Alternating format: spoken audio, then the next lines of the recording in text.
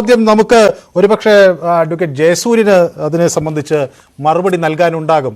ഒരു തെരഞ്ഞെടുപ്പ് മുന്നിൽ നിൽക്കുകയാണ്, ഒരു ലെവൽ പ്ലേയിങ് ഫീൽഡാണ് ആ ഒരു തെരഞ്ഞെടുപ്പിൽ വേണ്ടത്.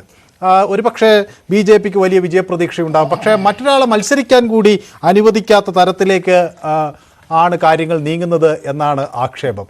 അതിനെ എങ്ങനെ ന്യായീകരിക്കാനാകും? ഒരല്പം സാവകാശം ഈ കാര്യത്തിൽ കോൺഗ്രസ് അർഹിക്കുന്നില്ലേ ശ്രീ ജയസൂര്യൻ? മനു ചോദിച്ച ചോദ്യം വളരെ സ്വാഭാവികമായ നിഷ്കളങ്കമായ ഒരു ചോദ്യമല്ലേ എന്ന് ഇത് കേൾക്കുന്ന പ്രേക്ഷകർക്ക് തോന്നാം. ഒരല്പം സാവകാശമെങ്കിലും കൊടുക്കേണ്ടതല്ലേ എന്ന്.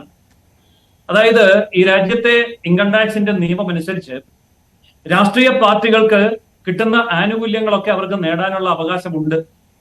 എന്നാൽ അത്തരം കാര്യങ്ങളൊക്കെ ഉണ്ട്, അവകാശങ്ങളുണ്ട്, ആനുകൂല്യങ്ങളുണ്ട് എന്നിരിക്കെ അതിന് മുന്നോടിയായി നിയമപരമായി പെരുമാറാനുള്ള ബാധ്യത രാഷ്ട്രീയ പാർട്ടികൾക്കുമില്ലേ? ഇതും നമ്മൾ ചോദിക്കേണ്ട ഒരു ചോദ്യമാണ്.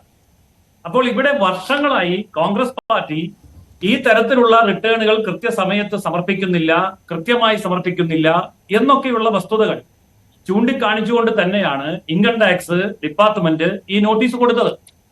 അങ്ങനെ നോട്ടീസ് കൊടുക്കുമ്പോൾ അതിൽ ആദ്യ ഭാഗത്ത് 2014 മുതൽ 17 വരെ ഉള്ള കാലഘട്ടത്തിൽ 520 കോടി രൂപ പിഴ ചുമത്താൻ മാത്രം കുറ്റങ്ങൾ ചെയ്തിട്ടുണ്ട്, അല്ലെങ്കിൽ അത് വിശദീകരിക്കണം എന്ന് കോൺഗ്രസിന് നോട്ടീസ് കൊടുത്തു.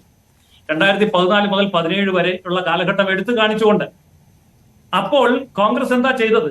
ഈ 2014 മുതൽ 17 വരെയുള്ള കണക്കുകളുടെ വിശദാംശങ്ങൾ വ്യക്തമാക്കിക്കൊണ്ട് അവിടെ ഇൻകം ടാക്സ് ഡിപ്പാർട്ട്മെന്റിനെ കാര്യങ്ങൾ പറഞ്ഞ് ബോധ്യപ്പെടുത്താൻ അവസരമുണ്ടായിരുന്നിട്ടും അത് ചെയ്യുന്നതിന് പകരം നേരെ ഹൈക്കോടതിയിൽ പോയി. എന്നിട്ട് പറഞ്ഞു ഇൻകം ടാക്സ് ഡിപ്പാർട്ട്മെന്റ് ചെയ്യുന്നത് നിയമവിരുദ്ധമാണ്, ഇത് പച്ചയായ രാഷ്ട്രീയമാണ്, രാഷ്ട്രീയ പകപോക്കലാണ്, ഇത് തെരഞ്ഞെടുപ്പ് അട്ടിമറിക്കാനുള്ളതാണ്, ഞങ്ങൾ പാപ്പരാക്കുകയാണ് എന്നെല്ലാം ഈ പറഞ്ഞ എല്ലാ കാര്യങ്ങളും പോയി ഹൈക്കോടതി പറഞ്ഞു. എന്നിട്ട് ഹൈക്കോടതിയോട് പറഞ്ഞു അതുകൊണ്ട് ദയവ് ചെയ്തിട്ട് ഈ നടപടി റദ്ദാക്കണം. ഹൈക്കോടതി കാര്യങ്ങളൊക്കെ വിശദമായിട്ട് പരിശോധിച്ചു. കോൺഗ്രസിന്റെ വലിയ വക്കീലന്മാര് ഹൈക്കോടതിയിൽ പോയിട്ട് വാദിച്ചു. ആ സമയത്ത് ഹൈക്കോടതി ഈ വാദം മുഴുവൻ നിരസിച്ചുകൊണ്ട് ആ ഹർജി തള്ളിക്കളയുകയാണ് ചെയ്തത്. ഇപ്പൊ എന്തായിരിക്കും സംഭവിക്കാൻ പോകുന്നത്? ED BJP ആണ്, എൻഫോഴ്സ്മെന്റ് ഡയറക്ടറേറ്റ് BJP ആണ്, IT BJP ആണ് എന്നൊക്കെ പറയുന്നത് പോലെ നാളെ ഇപ്പൊ പറയാൻ പോകുന്നത് കോടതി BJP ആണ്, BJPയുടെ ഉപകരണമാണ് എന്ന് പറയാനല്ലാതെ കോടതിയുടെ മുമ്പാകെ വിശ്വാസയോഗ്യമായ വസ്തുതകൾ അവതരിപ്പിക്കുവാൻ സാധിച്ചിരുന്നുവെങ്കിൽ ഹൈക്കോടതി കോൺഗ്രസിന്റെ ആ അപേക്ഷ നോട്ടീസിനെ അതായത് ഇൻകം ടാക്സ് ഡിപ്പാർട്ട്മെന്റിന്റെ നോട്ടീസിനെ ചോദ്യം ചെയ്തുകൊണ്ട് കോടതിയിൽ പോയപ്പോൾ കോടതി എന്തുകൊണ്ടത് തള്ളി? അപ്പോൾ കോടതി ഇത് വെറുതെ അല്ലല്ലോ തള്ളുന്നത്, കോടതി അത് പരിശോധിച്ചു. ജയസൂര്യൻ, ഇവിടെ പ്രൊഫസർ റോണി ഉന്നയിക്കുന്ന ഒരു വിഷയമുണ്ട്. അത് കോടതി തള്ളി ചില വീഴ്ചകൾ ഉണ്ടായിട്ടുണ്ടാകാം, പക്ഷേ ഇത് ഒരാൾക്ക് മാത്രം ബാധകമാകുന്നത് എങ്ങനെ?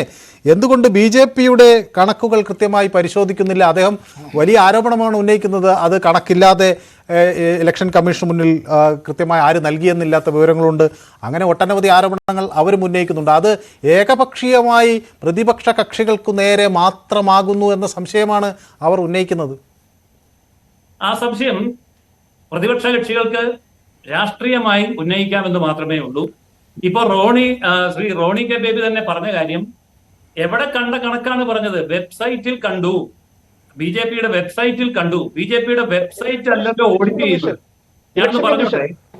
ഞാനൊന്ന് പറഞ്ഞോട്ടെ, ഒന്ന് പറഞ്ഞു തീർത്തോട്ടെ. BJPയുടെ വെബ്സൈറ്റ് അല്ലല്ലോ ഇൻകം ടാക്സ് ഡിപ്പാർട്ട്മെന്റ് ഓഡിറ്റ് ചെയ്യുന്നത്. ഇൻകം ടാക്സ് ഡിപ്പാർട്ട്മെന്റ് ഓഡിറ്റ് ചെയ്യേണ്ടത് എന്തൊക്കെയാണെന്ന് കൃത്യമായിട്ട് ഇൻകം ടാക്സ് ഡിപ്പാർട്ട്മെന്റ് പറയുന്നുണ്ട്. അപ്പോ IT റിട്ടേൺ കൊടുക്കണം.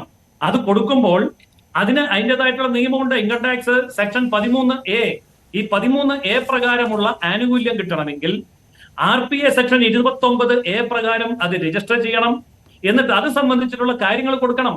എന്തൊക്കെയാ കൊടുക്കേണ്ടത്? വരുമാനം കണക്കാൻ അസസിംഗ് ഓഫീസറെ അക്കൗണ്ട്സും അനുബന്ധ രേഖകളും കാണിക്കണം. അത് കാണിച്ചോ എന്ന് കോൺഗ്രസ് വ്യക്തമാക്കിയിട്ടില്ല. ഇലക്ട്രൽ ബോണ്ട് അല്ലാതെയുള്ള 20,000 രൂപയിൽ കൂടുതലുള്ള തുക നൽകുന്നവരുടെ KYC അത് രേഖപ്പെടുത്തണം. അക്കൗണ്ട് ബുക്കുകൾക്ക് ചാർട്ടേഡ് അക്കൗണ്ടന്റ്, ഇവരുടെ അക്കൗണ്ട് ബുക്കുകളൊക്കെ ചാർട്ടേഡ് അക്കൗണ്ടന്റ്സ് ഓഡിറ്റ് ചെയ്ത് ആ ഓഡിറ്റ് റിപ്പോർട്ട് സബ്മിറ്റ് ചെയ്യണം. 2,000 രൂപയിൽ കൂടുതലുള്ള സംഭാവനകൾ ചെക്ക്, DD, ബാങ്ക് അക്കൗണ്ട് അല്ലെങ്കിൽ ECS വഴി മാത്രം സ്വീകരിക്കണം. ഇങ്ങനെയൊക്കെയുള്ള കാര്യങ്ങൾ രാഷ്ട്രീയ പാർട്ടികൾക്ക് 13A ഇൻകം ടാക്സ് ഇളവ് കിട്ടണമെങ്കിൽ 199 4B അനുസരിച്ച് ഇൻകം ടാക്സ് റിട്ടേൺ ഫയൽ ചെയ്യണം. ഇത്രയും കാര്യങ്ങൾ ചെയ്തിട്ടുണ്ടോ എന്നാണ് കോൺഗ്രസിനോട് ചോദിക്കുമ്പോൾ കോൺഗ്രസിന് മറുപടി ഇല്ലാത്തത്.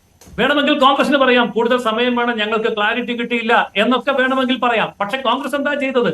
ഈ നോട്ടീസ് തന്നെ റദ്ദ് ചെയ്യണമെന്ന് പറഞ്ഞുകൊണ്ട് ഹൈക്കോടതിയിലേക്ക് പോയി, കോടതി അത് തള്ളിക്കളഞ്ഞു. അപ്പോൾ അതിന്റെ അർത്ഥം എന്താ? ഈ രാജ്യത്തെ നിയമവ്യവസ്ഥകളെയും നികുതി വ്യവസ്ഥകളെയും ആ സംവിധാനങ്ങളെയും മാനിക്കാനോ അംഗീകരിക്കാനോ കോൺഗ്രസിന് ബാധ്യതയില്ല.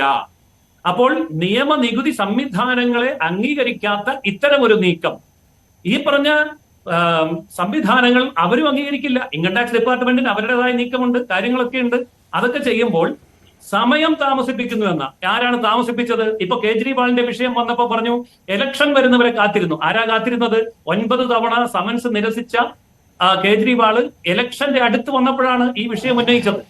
ഇപ്പോൾ നമ്മുടെ കേരളത്തിലെ മുൻ ധനകാര്യമന്ത്രി തോമസ് ഐസക് 7 തവണ ഇഡിയുടെ നോട്ടീസ് നിരസിച്ചു. എന്നിട്ട് ഇപ്പൊ എന്താ പറയുന്നത്? ഇലക്ഷൻ വന്ന് ഞാൻ സ്ഥാനാർത്ഥിയായി, ഇപ്പൊ എന്നെ തടയാൻ വേണ്ടിയാണ്. അത് തന്നെയല്ലേ കോൺഗ്രസും പറയുന്നത്? ഇലക്ഷൻ വന്നപ്പോൾ ഞങ്ങളെ പാപ്പരാക്കാൻ വേണ്ടിയാണ്. പക്ഷെ ഈ നടപടിക്രമങ്ങളൊക്കെ എത്രയോ നാളുകൾക്ക് മുമ്പ് ആരംഭിച്ചതാ.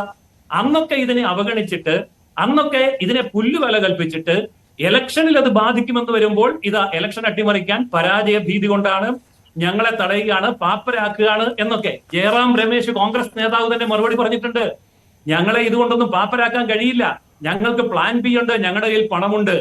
അതായത് കോൺഗ്രസ് കൊടുത്തിരിക്കുന്നതായിട്ടുള്ള കണക്ക് തെറ്റാണ് എന്ന് പിന്നീട് നടന്ന റെയ്ഡുകളിലൂടെ കണ്ടുപിടിക്കുകയും അതിന്റെയൊക്കെ തെളിവിന്റെ അടിസ്ഥാനത്തിലാണ് രണ്ടാമത്തെ അസസ്മെന്റ് വരികയും ചെയ്തത്. അപ്പോൾ അവിടെ ഞാൻ താങ്കളിലേക്ക് ഒന്ന് മടങ്ങി വരാം. നമുക്ക് ശ്രീ എ സമ്പത്തിലേക്ക് കൂടി ഒന്ന് പോകേണ്ടത്. ശ്രീ എ സമ്പത്ത്,